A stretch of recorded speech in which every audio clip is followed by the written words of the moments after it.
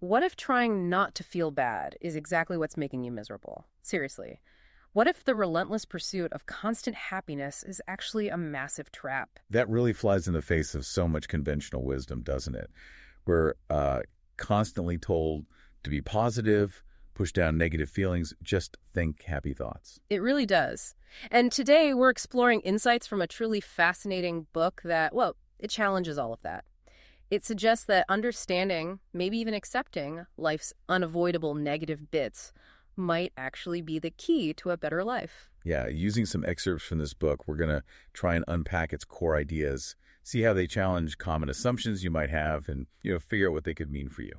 And look, as we get into some of these pretty challenging ideas, it can be useful to have ways to reflect. We actually encourage you to check out Mindful Moments over on our YouTube channel. It uses AI book analysis, kind of like what we're doing now, to really spark reflection and critical thinking. It's a great way to engage more deeply. Okay, let's really get into it then. The book starts by zeroing in on something it calls the feedback loop from hell. Oh, right, the feeling bad about feeling bad thing. Like you feel anxious and then you feel anxious about feeling anxious, or guilty about feeling guilty, that extra layer. Exactly. And the book argues that our modern world, with social media highlights and this pressure to seem perfect all the time, it creates this environment where feeling anything less than happy feels like a personal failure. So if everyone online looks like they're having, as the book puts it, a fucking grand old time, and you're feeling down, suddenly you feel inadequate just because you feel down, which locks you in. Mm-hmm. And it connects this directly to a modern paradox. Despite having more stuff, more opportunities than ever in many places, we're seeing huge increases in anxiety, depression, stress. We have so much choice, almost too much. And maybe we're adrift, facing this kind of existential confusion, not even knowing what we should care about anymore. And that leads right into the book's big, maybe most provocative idea. You only have a limited number of fucks to give in life. Huh. A finite resource. So the subtle art of not giving a fuck.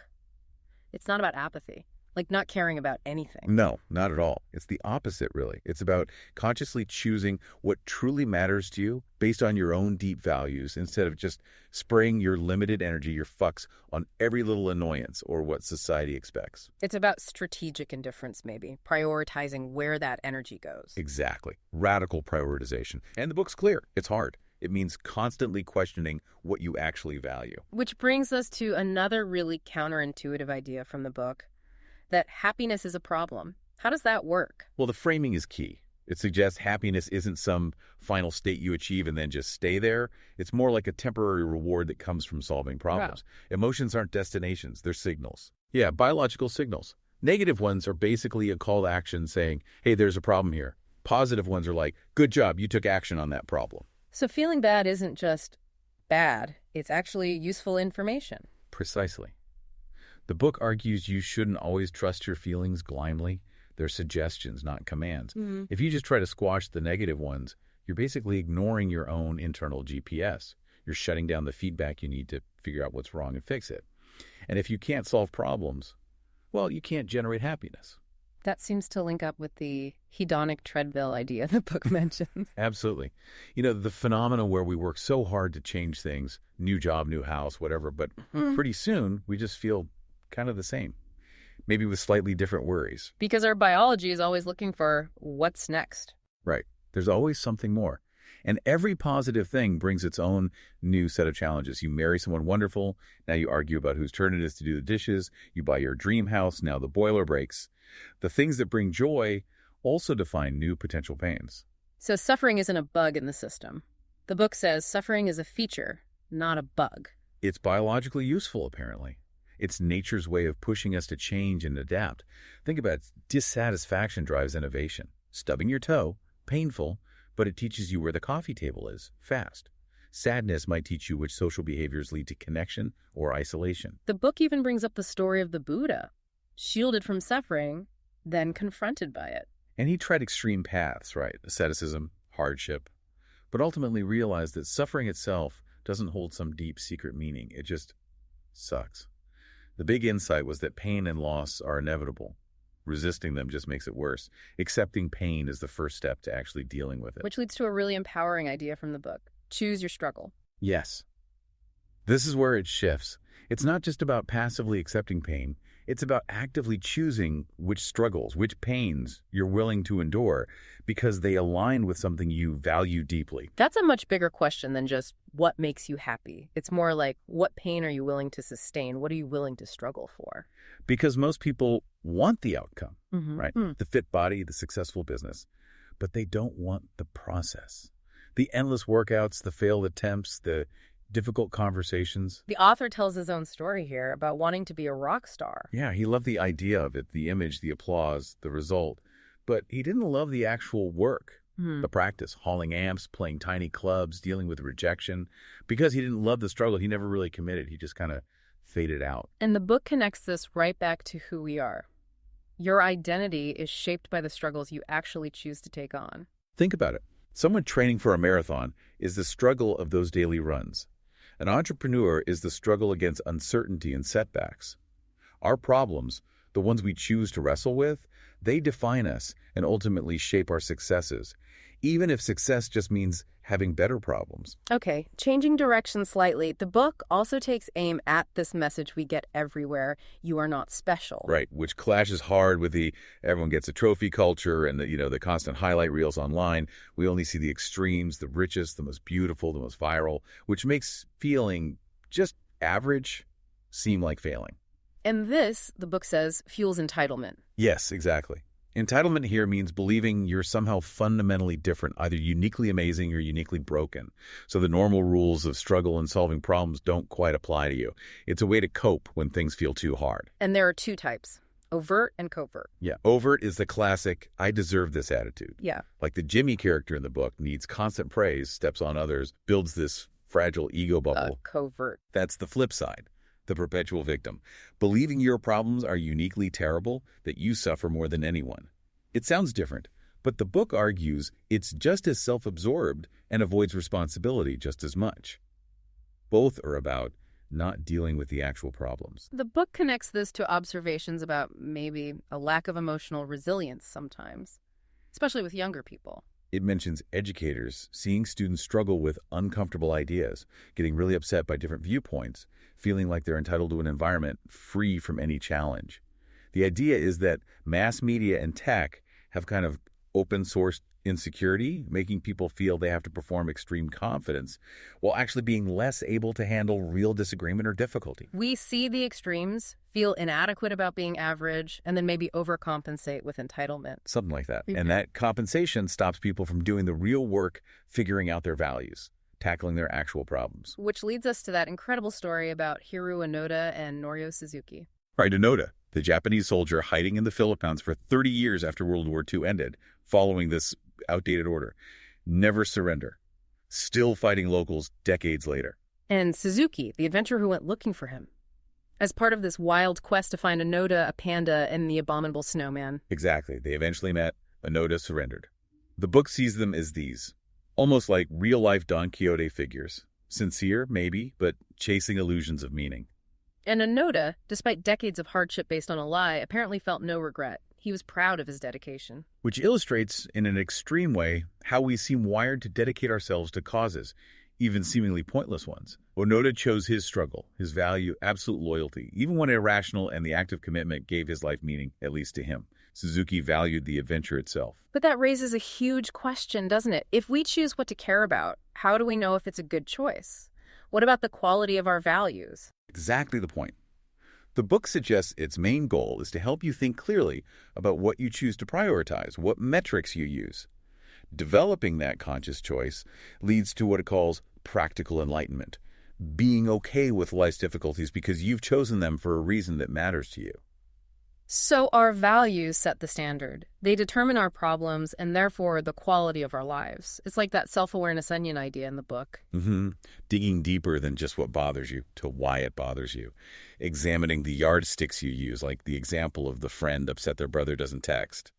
Maybe the real issue isn't the text, but the value placed on constant contact as the metric for a good relationship.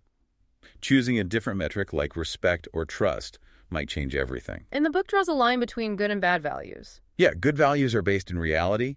They're constructive, immediate, and things you can actually control, like Honesty, vulnerability, curiosity, standing up for yourself or others. You control whether you do those right now. And bad values. They tend to be superstitious, destructive, or things you can't control, like needing to be popular, dominating others, always being right, needing to feel good all the time, being rich just for show. They often rely on external stuff. Good values are internal. Bad values are chased externally. The contrast between Dave Mustaine and Pete Best really drives this home. Right. Both kicked out of huge bands right before they hit it big. Mustaine from Metallica, before Megadeth became hugely successful, but his core value was apparently be bigger than Metallica. So by that measure, he felt like a failure for years, despite massive success. And Pete Best, the original Beatles drummer. He was crushed initially, understandably. Life was tough. Yeah. But he consciously shifted his values. He started prioritizing family, a quiet life, stability, and by those new standards, he found happiness. Maybe more than he would have had touring with the Beatles. So, same event, totally different outcomes based purely on their internal values, their chosen metrics for success. It perfectly illustrates the point. Bad values create bad problems. Good values create better problems, the kind you want to solve. And a better life follows naturally. Another huge concept is responsibility, with that twist on the famous quote, "With great responsibility comes great power." Meaning, taking ownership of your problems, even the ones that aren't your fault, is the first step to actually being able to do anything about them. It's easy to mix up responsibility and fault, though. Definitely, but the book makes a clear distinction. Fault is about the past, who caused it. Responsibility is about the present. What are you going to do about it now, regardless of who's to blame? Like finding a baby on your doorstep, not your fault, but it's now your responsibility to react. The author's own story about being cheated on illustrates this. Yeah, he was miserable, blaming her, completely focusing on fault. Didn't help him heal. It only shifted when he took responsibility for his own happiness, his own reaction. Later, he even took responsibility for his part in the unhealthy dynamic that existed before, cheating his own issues, overlooking things. And owning his part allowed him to change his own behavior and build healthier relationships later. Exactly. It wasn't about letting her off the hook. It was about realizing, okay, if this keeps happening, what's my role? What am I choosing? Taking responsibility for your choices gives you the power to change the pattern. And the example of Malala Yousafzai is so powerful here. Absolutely. Being shot was absolutely not her fault, but she took incredible responsibility for using that horrific event to speak out, to advocate for education. That choice gave her immense power. Which contrasts sharply with what the book calls victimhood chic. Right, that tendency to claim victim status over minor things, maybe seeking attention or sympathy. The book sees it as a kind of entitlement, demanding the world be softer. It might feel good momentarily, that outright high, but it stops real problem solving and distracts from people facing genuine, terrible situations. Moving on, the book really pushes us to embrace uncertainty, the idea that we're probably wrong about a lot of things. It argues most of our beliefs are flawed, or, at best, less wrong. Our brains are meaning-making machines, but they're biased and grab onto explanations quickly, often based on shaky evidence. Like people inventing patterns for random button presses in that experiment. Or how unreliable memory can be, like with false memory syndrome. We think we're certain, but our own minds can be pretty tricky. But admitting maybe I'm wrong is really hard. Oh yeah, it hits the ego, challenges that feeling of entitlement. The book tells that story about the friend whose brother judged his engagement based entirely on his own failed marriage baggage. Saying, "What if I'm wrong?" takes humility. But choosing that harder path, admitting ignorance, trusting others, sometimes that's crucial for growth and real connection. Then there's the huge emphasis on action, the do something principle. Flipping the script on motivation, it argues action comes first, then motivation follows. If you're stuck, don't wait to feel inspired. Just do something, anything. The author starting his blog is a good example, right? After quitting his job. Totally. He was paralyzed by fear, just avoiding it, playing video games. Then he remembered advice from an old teacher. If stuck, just start somewhere.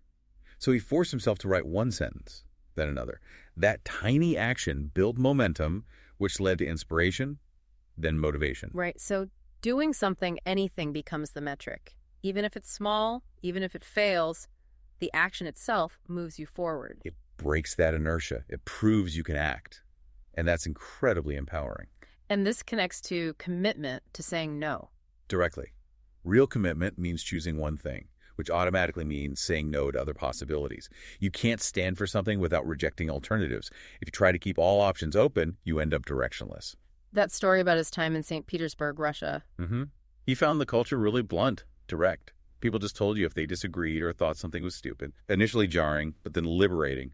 There was freedom in accepting that you won't always be liked, that rejection is normal. By rejecting the need for constant approval, he found freedom in just being direct, having clear boundaries. Exactly. And commitment requires that kind of rejection, rejecting breadth for depth, whether it's relationships, career, whatever. The real value, the gold, is found when you dig deep in one place, which means saying no to digging shallow holes everywhere else. This really applies to relationships, too. The book kind of skewers the typical Romeo and Juliet ideal. Yeah, suggesting it's actually a model of dysfunctional love. Healthy love isn't about two people merging to escape their problems or fix each other. It's about two whole individuals supporting each other while tackling their own stuff.